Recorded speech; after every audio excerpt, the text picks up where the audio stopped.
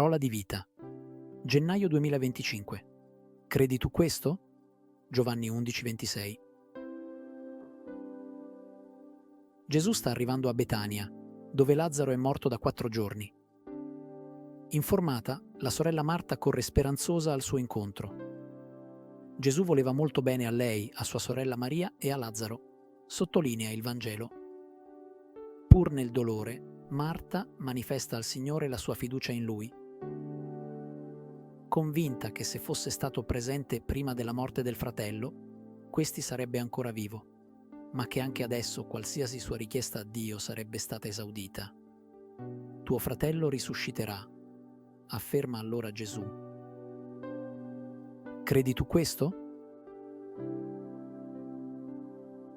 Dopo aver chiarito che si riferisce al ritorno di Lazzaro alla vita fisica qui ed ora, e non solo a quella che attende il credente dopo la morte, Gesù chiede a Marta l'adesione della fede, e non solo per realizzare uno dei suoi miracoli, che l'Evangelista Giovanni definisce segni, ma per donare a lei, come a tutti i credenti, una vita nuova e la resurrezione.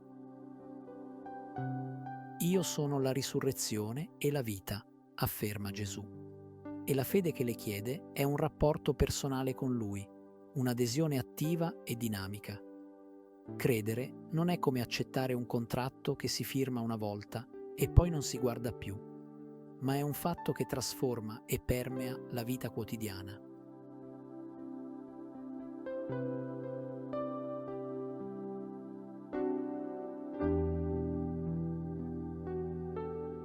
Credi tu questo?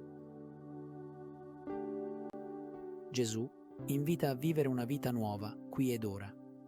Ci invita a sperimentarla ogni giorno, sapendo che, come abbiamo riscoperto a Natale, Lui stesso ce l'ha portata, cercandoci per primo e venendo tra di noi. Come rispondere alla sua domanda? Guardiamo a Marta, la sorella di Lazzaro. In dialogo con Gesù le scaturisce una professione di fede piena in Lui. L'originale greco la esprime con ancora maggiore forza. L'Io credo da lei pronunciato significa sono giunta a credere. Credo fermamente che tu sei il Cristo, il Figlio di Dio che deve venire nel mondo, con tutte le conseguenze. È una convinzione maturata nel tempo, provata nelle diverse circostanze che ha affrontato nella vita. Il Signore rivolge la sua domanda anche a me. Anche a me chiede una fiducia generosa in Lui e l'adesione al suo stile di vita, fondato sull'amore generoso e concreto verso tutti. La perseveranza maturerà la mia fede, che si rafforzerà nel constatare giorno dopo giorno la verità delle parole di Gesù messe in pratica e che non mancherà di esprimersi nel mio agire quotidiano verso tutti. Intanto, possiamo far nostra la preghiera degli Apostoli a Gesù. Aumenta la nostra fede. Credi tu questo? Una delle mie figlie aveva perso il lavoro insieme a tutti i suoi colleghi, poiché il governo aveva chiuso l'agenzia pubblica dove lavoravano, racconta Patricia dal Sud America. Come forma di protesta, avevano organizzato un accampamento davanti alla sede.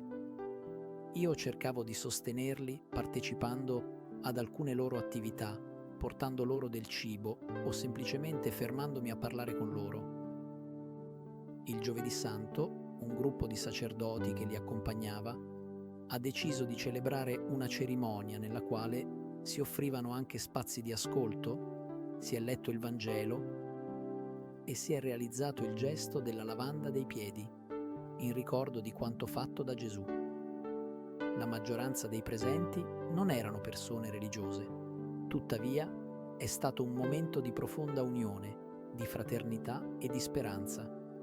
Si sono sentiti abbracciati ed emozionati, ringraziavano quei sacerdoti che li accompagnavano nell'incertezza e nella sofferenza.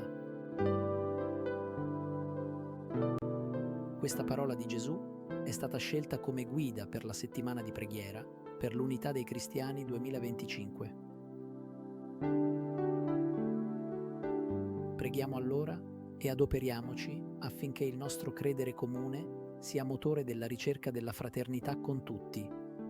È la proposta e il desiderio di Dio per l'umanità, ma richiede la nostra adesione.